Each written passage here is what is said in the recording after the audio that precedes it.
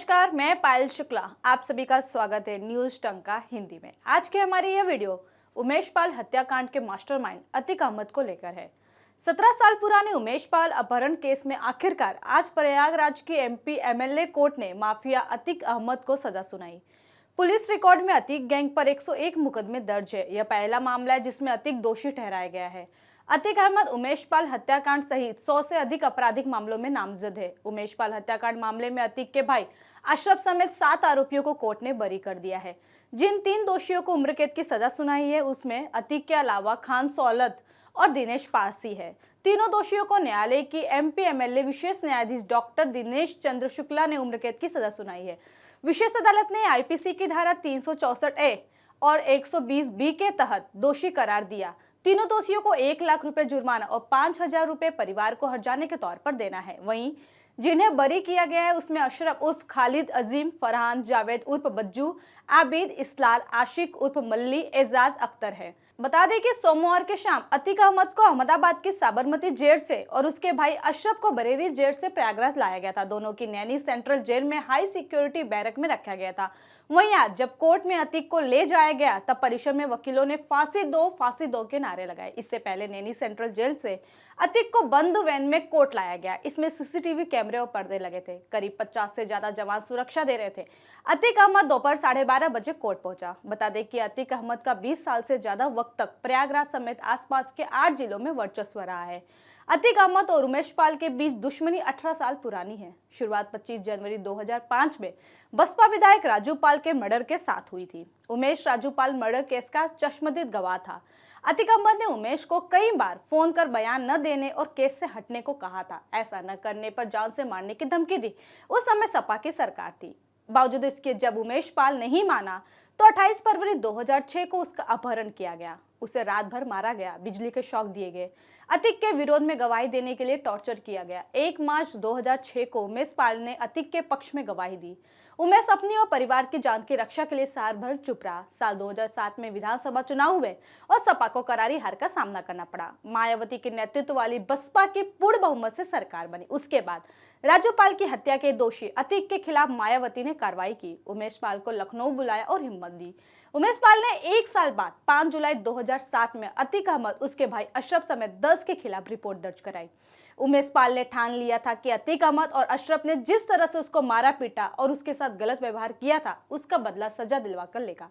हालांकि 2005 को राजू हत्याकांड इस घटना के मुख्य गवाह रहे उमेश पाल की 24 फरवरी 2023 को दिन दहाड़े हत्या कर दी गई। इस घटना को अंजाम देने के बाद हत्यारे मौके से भागने में कामयाब हो गए। उमेश पाल की हत्या को अंजाम देने के लिए शूटरों ने वक्त, जगह और तरीका ऐसा चुना ताकि दहशत फैले। जिस तरह से अतीक अहमद के गुर्गों ने इस हत्याकांड को अंजाम दिया उसमें अतीक का तीसरा बेटा असद साफ तौर पर सामने था। असद क्रेटा कार से जैसे उतरता है वह बिना अपना चेहरा छुपाए दौड़ते हुए पिस्टल को लोड कर फायरिंग शुरू करता है। इतना ही नहीं, वो उमेश पाल को दौड़ाते हुए गली में घुसकर गोली मारता है।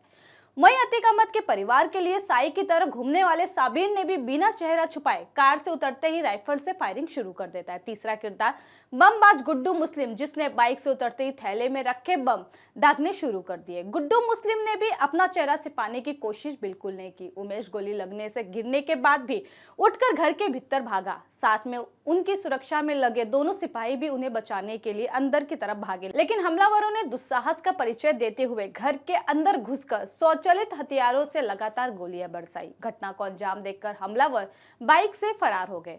उमेश पाल, सिपाही संदीप और राघवेंद्र वहां लहूलुहान पड़े थे। हालांकि तीनों को SRN हॉस्पिटल ले जाया गया था, लेकिन यहां डॉक्टरों ने करीब 1 घंटे बाद उमेश पाल को मृत घोषित कर दिया था। असद, गुड्डू मुस्लिम और साबिर, यह 3 नाम ऐसे थे जिनकी मौजूदगी ही बताने लगी कि उमेश पाल की हत्या के पीछे साबरमती जेल में बंद अतीक अहमद का सबसे बड़ा हाथ है। इस घटना से अतीक ने साफ संदेश दे दिया कि उसके 2 बेटे अली और उमर भले ही जेल में बंद हो, लेकिन उसका तीसरा बेटा असद अब उसके अपराध की दुनिया का वारिस है। बदमाशों ने इस हत्याकांड को 44 सेकंड में अंजाम दिया था। सीसीटीवी फुटेज खंगालने के बाद उन्होंने पूर्व सांसद और बाहुबली अतीक अहमद के बेटे असद, बमबाज गुड्डू मुस्लिम, गुलाम और अरबाज की पहचान की थी, जबकि सदाकत खान नाम के एक व्यक्ति की बतौर साजिशकर्ता पहचान की गई थी। सदाकत खान इलाहाबाद यूनिवर्सिटी के मुस्लिम बोर्डिंग हॉस्टल के कमरा नंबर 36 में अवैध रूप से रह रहा था। दावा था कि इसी कमरे में उमेश पाल की हत्या की साजिश रची गई थी। 27 फरवरी को यूपी विधानसभा में समाजवादी पार्टी ने कानून व्यवस्था का मुद्दा उठाया। सदन में सीएम योगी ने अपराधियों के प्रति अपने तेवर व्यक्त करते हुए कहा कि माफियाओं को मिट्टी में मिला देंगे। तो वहीं 27 फरवरी को ही उमेश पाल हत्याकांड में पुलिस को पहली बड़ी कामयाबी मिली। प्रयागराज के धूमनगंज थाना क्षेत्र के सुलेम सराय में नेहरू पार्क के पास उमेश पाल हत्याकांड में शामिल अरबाज को पुलिस ने मुठभेड़ में मार गिराया। हालांकि उसका साथी मौके से फरार हो गया था। अरबाज वही था जो क्रेटा कार चला रहा था, जिस पर सवार होकर शूटर उमेश पाल की हत्या करने के लिए आए थे। वो अतीक अहमद के बेटे असद का ड्राइवर था। अरबाज पर पुलिस कमिश्नर ने 50,000 का इनाम घोषित किया था। इसके बाद प्रयागराज में कोंधियारा के लालपुर इलाके में इस हत्याकांड से जुड़े दूसरे आरोपी शूटर विजय उर्फ उस्मान चौधरी को एनकाउंटर में मार गिराया गया था।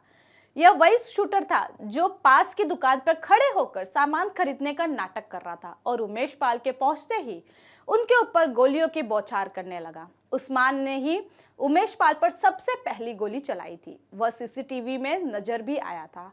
वहीं उस्मान की फायरिंग में एक सिपाही नरेंद्र भी जख्मी हो गया था, जिसे पुलिस द्वारा तुरंत SRN हॉस्पिटल में ले जाया गया था, लेकिन वहां इलाज के दौरान उसकी मौत हो गई थी।